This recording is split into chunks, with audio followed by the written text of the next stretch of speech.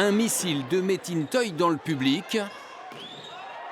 Et Montpellier peut fêter sa qualification pour la finale de la Coupe de France. Poitiers en noir s'incline 3-7-1 et voit ses rêves de trophée s'envoler à l'issue d'un dernier set controversé. Mené 19-20, les stadistes perdent 2 points visionnés au challenge vidéo. L'attaque out de Raptis est-elle touchée? Non, pour les arbitres.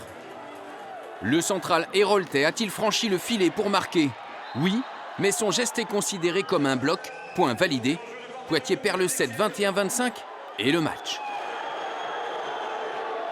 Quand tu commences à prendre 2 points à ce moment-là du match, forcément les joueurs s'effondrent un peu et Montpellier prend le dessus.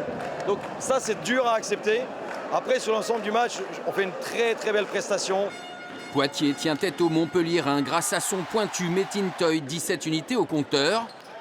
Son central, Javier Concepcion, 3 blocs à son actif. Et son réceptionneur attaquant, Alexandros Raptis. 20 points, meilleur marqueur d'une rencontre perdue. Alors forcément, à la fin du match, la déception prime. C'était un gros match, on s'était préparé pour ça. On est très déçus de perdre, on voulait vraiment se qualifier pour la finale. Une défaite contre une solide formation montpelliéraine, emmenée par ses internationaux français. Raphaël Cor à la passe, Nicolas Le Goff au centre.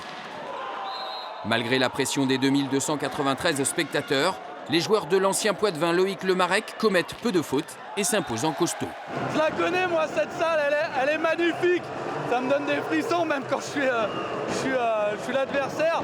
Et on sait que ça peut être très compliqué parce qu'il y a une ambiance terrible. Et ils ont su résister, ouais. Les Montpelliérains retrouveront Nantes en finale le 31 mars à Paris. Nantes, l'adversaire des Poitevins samedi en championnat, salle Lawson Body.